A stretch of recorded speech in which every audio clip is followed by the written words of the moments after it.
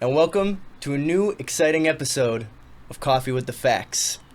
Today we sit down with singer, songwriter, DIY recording artist Dustin LABARA. His new EP, LABARA 333, is now out on Bandcamp, so go check that out. It's his third full-length EP, right? That's right. Yeah? Third full-length EP. Is that the inspiration for the title? For one, I mean, I hate naming stuff to begin with. I Yeah. just hate it. That's like the worst part for me, pretty much, is coming up with names for anything. It's just, I don't know, it just seems so, like, final and so definite. It sets the tone for everything, and it's like... Right. I put a lot of pressure on that. Yeah. So sometimes, like, in this instance, I think even I kind of just, like, fell back on just going, all right, let's do something kind of just standard, straightforward, that it just works, It's Right. nothing too fancy, but it gets the point across, I saw some of the descriptions for the album and just yourself as an artist on Bandcamp that I wanted to dig into a little bit.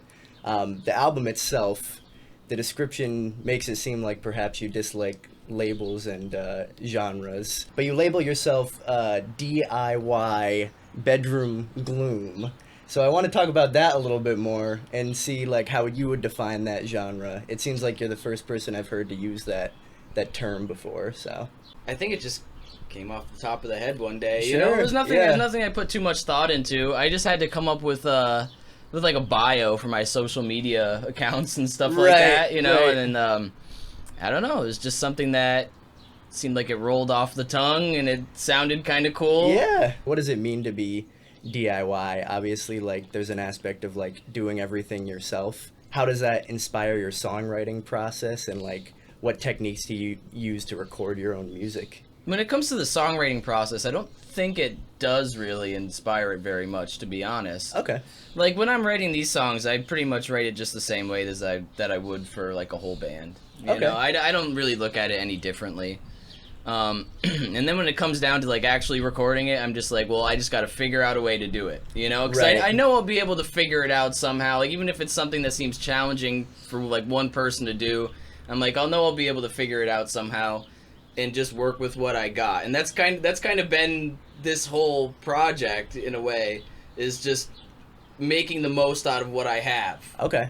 Is just using whatever tools are around me and whatever I can, like, afford and whatever I can try and mix in there. Sure. And just do what I can with it and try and make it as good as possible for what I have.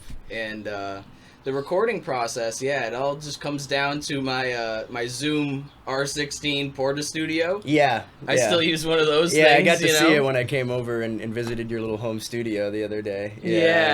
Yeah, no, I've never seen anyone else use those anymore, Yeah. it seems like, but I don't know, I just like hardware, Right. I don't know what it is exactly, maybe it was like growing up with my dad's gear and stuff, because he has his own kind of little home studio set up Right. and everything, and Right. like I got used to trying, I started learning that stuff, like working on that, on his Sure. gear, which is all some kind of like more early 2000s kind of like ADAT machines and stuff like that, and big mixers and everything, he Yeah. likes all that stuff. So Some of your first release you recorded on your dad's equipment, right? yeah, the whole one, the whole release, EP, yeah. Right. So was that before you got the Porta Studio? Yeah, that Okay. was. I just started with like I said, with whatever was at my disposal, Right. At a certain point I was like, well, this is just what I want to do, so I gotta figure it out. And this is a bit of a divergence, but now we're back to like talking about your first release, and that release had some like longer, more maybe almost cinematic-esque or like progressive in a way songs, like Sand, for example. That was like a 7-minute song, I believe, or around that length. But it seems like more recently on this release, it's been more, somewhat more typical song structures and like very much melodic inspired and focused, like a lot of great attention to the lyrics and the melodies of the songs. I mean, was there different inspirations that were influencing you to like maybe change up the structure a little bit and change up the styles a little bit for this more recent release? I know that when I'd started like with the first EP, and around that time, I think a big part of my my concept for the whole project was like I really loved like Baroness and Mastodon and some of those almost progressive sounding, kind of like hard rock, stoner rock, sludge kind of bands like that, you know. And I think at that time it's almost like I just wanted to be like Baroness so much. I wanted to do that kind of thing, and I quickly realized that, well, for one, I'm not good at it. I don't think I could do, I'm just not really just not well for that kind of style, maybe. Sure. My own kind of songwriting and everything. Right. And also, I mean, you know, I don't want to really sound like anyone else. The other thing, you know, I'd rather just sound like my own kind of thing. And I felt like, maybe I was trying too hard to mimic a certain style and everything, but you know, I mean, everyone's got to start somewhere, so you know, you got to start with you know, your concept, and usually you kind of base it on something else, I guess, when you begin. I feel like the songwriting around that time too was like, it was all mostly based around the riffs. Sure. I would just come up with riffs, and I'd write like a whole song just with like based on the guitar riff, and you know, and the vocals and the melody were a little bit more of an afterthought, but by now, you know, when I'm writing these songs, I've just been kind of down there strumming chords and power chords and stuff and just singing. Right. And these songs are based around the melody. Right. For the most part, yeah. Right. So there was another description I caught on your Bandcamp, which was heavy rock for the internet age. Do you see the heavy rock scene, quote unquote, to still be kind of strong today? Like, what are some bands you've been digging lately? And then, like, how do you think you can kind of carve out a niche in the internet age for, you know, a type of music that maybe isn't so mainstream? I kind of see, in a way, like, hard rock being a little bit non-existent. Okay. In a way. Like you said, there still are a lot of great bands out there, but I think the more vibrant scenes that are actually still kind of around and still going are more like the you either have like the indie bands on one side, you know, or you have like metal bands on the other side, you know. And I feel like there's not much going on in between. It's hard to categorize anything because there's been so much cross-pollination between genres and styles nowadays. But I think you found a really interesting one, because we're talking about how your songwriting is like very melodic, focused and lyric focused, and like shorter song forms, which are maybe more typical for like an indie style melodic band like that. But in terms of like sonically, like really crunching, like just distorted heavy guitars and like kind of double kick pedal style rhythms in the drums and stuff like that. Yeah. So I feel like in a way that is like a niche and a crossover. Yeah, I mean that's probably what I'm going for here, I think, you know. It's just, I don't know. Sometimes I worry though that like I'm not sure what kind of audience I'm gonna really have. You know, even carving out my own niche, and like you said, it's easier now with the internet. You can always kind of go and find the people that are going to appreciate your style, you know, no matter what style it is nowadays, you know, because there's so many people out there, there's so many people on the internet, you know, you're going to be able to find some people that are interested. Right. Sometimes I feel like I'm going too heavy for the people that are more into like indie rock and like classic rock kind of stuff, and then sometimes I'm like, well, I'm too light and melodic for the metal guys, you know. They're probably like, oh, that shit sucks, you know. So I guess it's natural to be worried about that kind of thing, but then at the end of the day, like sometimes you just put it out and they find you, you know. But you just in a way you just never know. You just gotta put your best foot forward and put out music that you feel proud of. I guess I mentioned like sonically, like having the heavy textures in your song, but this new EP had the tune "See You Smile," and that one even like kind of diverged from that like heavy style a little bit, almost a more light, kind of in the indie-ish realm, but obviously still your unique thing. But do you want to explore that kind of style more going forward? I mean, it was a more vulnerable style, I would say. I don't know. I kind of always go back and forth myself.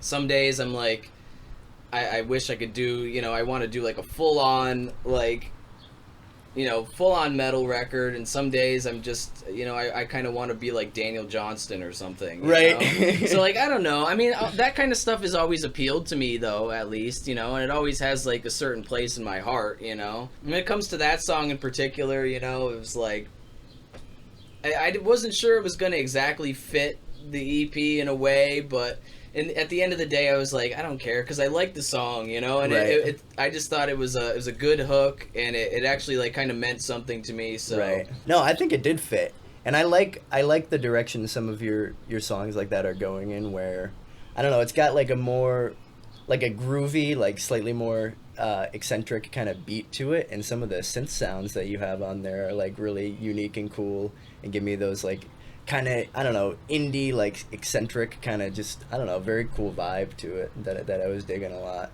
part of the reason those synths might be unique is because they're coming straight out of the well, drum machine, kind of. It's Right. technically, I guess it's referred to as like a groove box, the one that I have, the Electron model samples. You Okay. know? It's not a conscious choice really to buy any unique stuff, really. You know, I'm not necessarily going out there to be like, well, let me get this because it's so different, or it might be like weird to do this, or gimmicky to be known as this guy, or anything like that. You know, Right. it's just what I've been able to get a hold of, and Right. you know, yeah, that's it. Always heard like limitations breed creativity, and when you Yeah. get into like computers, you can have basically unlimited amount of tracks. So how many tracks does your Zoom recorder allow 16 you? tracks. 16 tracks. Yeah, so not too bad, but nothing crazy, you know. I know you're predominantly a studio musician. Any aspirations to play any live music or perform it to an audience? You know what? When I first started this project, I didn't think so. I was like, I don't know, man. I don't know if that's for me. But I honestly, nowadays, the more and more I've done it, the more I've wanted to like share it and like try and, you know, and just seeing other people, you know, even you guys performing live and stuff, you know, it's making me think, you know, I mean, that used to be so much fun, you know, the few times that I've done it years ago, you know, when I was younger. So, I mean, I've been starting to think about it more and more, I think, as time goes on, actually. So I guess like more generally, it seems like you incorporate kind of horror-esque concepts and aesthetics into what you do. And I know you're like an avid horror movie fan as well. Like, does that lend into your songwriting? And I don't know, what's the inspiration to? I know you're really into Halloween and stuff too. I mean, what's the inspiration into kind of incorporating that into your like vision and your music? One thing for sure is that I've always liked that, you know. I mean, just being a kid, you know, growing up, I mean, that was probably my favorite day of the year, and the, you know, Halloween, and just a lot of the things I was naturally more interested in were kind of Halloweenish, kind of spooky, cheesy stuff like that in a way, you know. And believe it or not, really, when I was growing up, I never really saw any actual horror movies.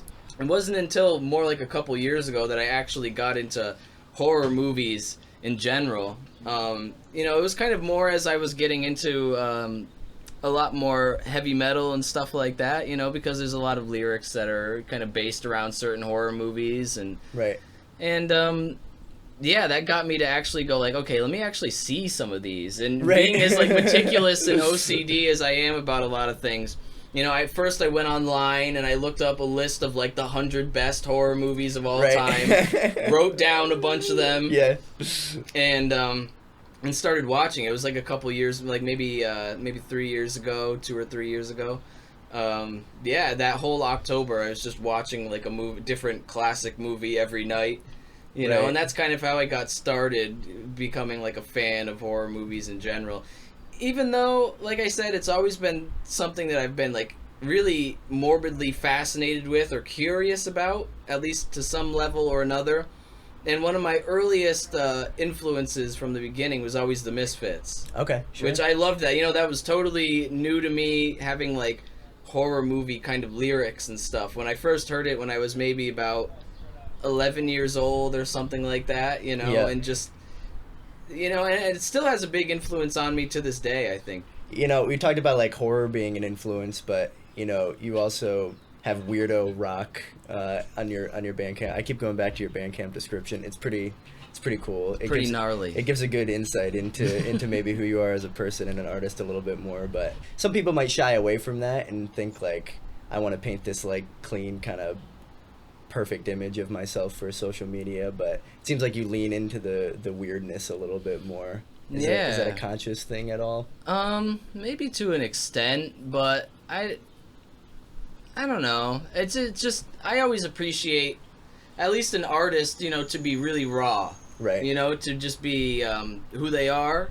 To just be very honest and raw about what they are as a person.